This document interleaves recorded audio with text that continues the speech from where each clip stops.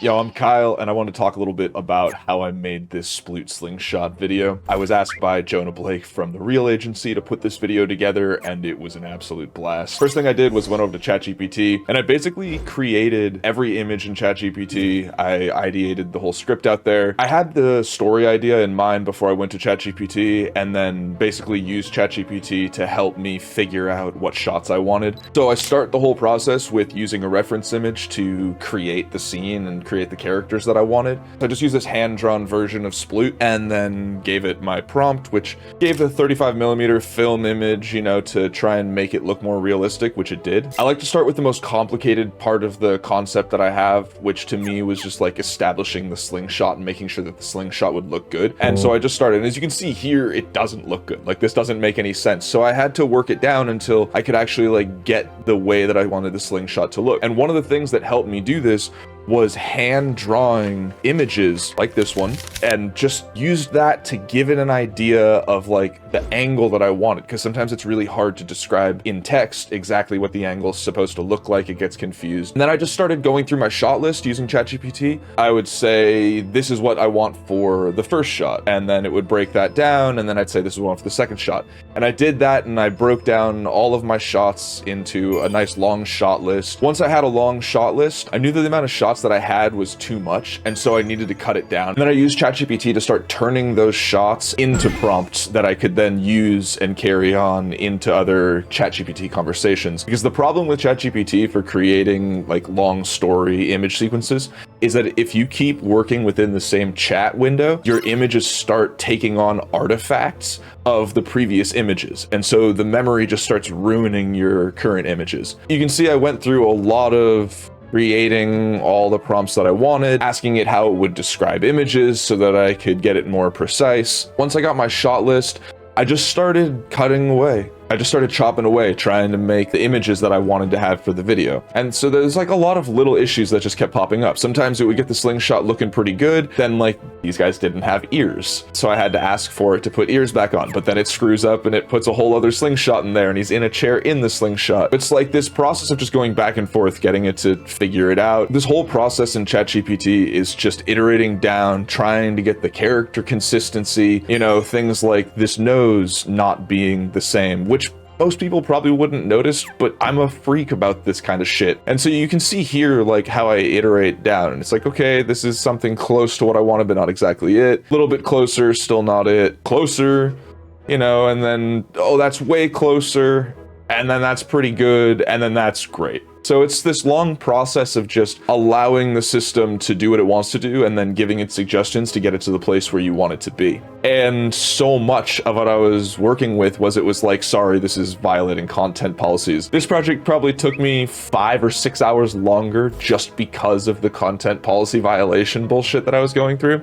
The biggest issue I was having when doing this was trying to get them to fly through the air. A creature that might be semi-naked flying through the air is really big no-no to ChatGPT. I started making the like initial platform area where he would fly in, and then I asked it to add this green smoke. It couldn't really get the sploot in the smoke right. And then the more I started trying to work with these images, the more it started breaking and just violating policy issues. That's when I decided I had to turn to Photoshop and Midjourney. So there was a couple things that I ended up doing in Photoshop. Like, one of those is on this original image of him in the slingshot, I changed his nose so that it was more consistent with the other noses. And then for this ending shot, because it had those ears and the no eyes and the goggles, I had to like really draw over this thing and fix this whole thing. So I cut this out really sloppy, just literally cut it out really sloppy and placed it over, and then used AI generative tool to blend it. It's a little bit weird. Like, there's issues like the lighting isn't hitting from the right side. You can tell the light's over there,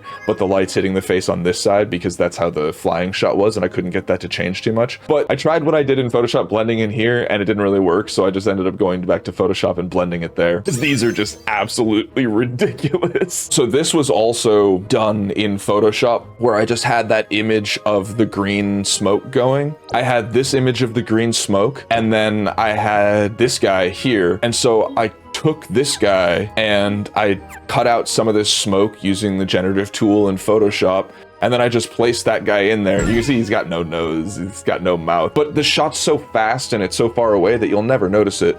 And so I photoshopped that guy in there to make this shot actually look good. And then what I did was I took all the video into Luma. I did pretty much all the shots in Luma. Did a couple in Higgsfield just to get like a couple of like specific camera moves. I used Kling for a couple of shots. And what I did here was I used the keyframes in Ray 2. First keyframe was the image of the smoke trail with the sploot at the end of the smoke trail. And then the second keyframe was the image of the sploot crouched on the ground. And I basically asked it to use that as a transition. I'd say like all these different tries. Flying through the sky, lands hard and fast and confident on the ground in front of camera, ground breaks apart. But it would give me a lot of bad takes, right? This one was pretty close. I tried working with that one for a while. I tried a couple different versions. This one didn't even do it right at all. This one created a weird helmet, you know, but the landing was better, but it added a tail. This one flies in rocket style. He looks absolutely insane. This one's just a dust bucket on a green emerald platform with a stanky leg, right? Like, look at how bad he looks in there. It only really starts to get good at a certain point. Even then, it's like funky. So I used it from here when he's pretty decent. Let him fly in. He looks pretty good. And then he starts to get wonky again. And then he gets really wonky. You can see if I like step through it, how bad his face gets and how distorted it gets. And then it lands. But I like the motion. I like the way the camera follows. I like the general emotion and motion and everything like that. So I used this shot, and rather than trying to just iterate and generate and try and get the perfect version of this, was like near impossible. I applied a keyframed camera shake so that when it gets to this spot, you can watch here and see how it changes. It stays at like a mellow camera shake. And then when it gets to the spot where everything starts distorting, I really ramped up the camera shake and made it just go haywire. And what that did was it naturally distracted from the like distortion in the face and just blended that moment way better, and was inspired by the sound and the visual of like him landing, which would have turbulence. I just used what the like emotional or sensory context of that moment would be, because it's masked and it feels kind of natural with this camera shake and the sound effects applied. The whole secret to me with like making good videos is generating more than you think you need, and then finding interesting ways to cut around all of the issues that the videos present. Like, there's some great moments if you pay attention to it, but then like it just does silly shit like that and you're never going to use it. But a great clip right there, it's like, okay, I could use that for a split second, which I think I did. But yeah, very easy workflow, just takes time and a lot of iterating. I think is my favorite word in this video. Thank you. I hope you enjoyed it. Hope you learned something. Hope I see some other people making some cool shit.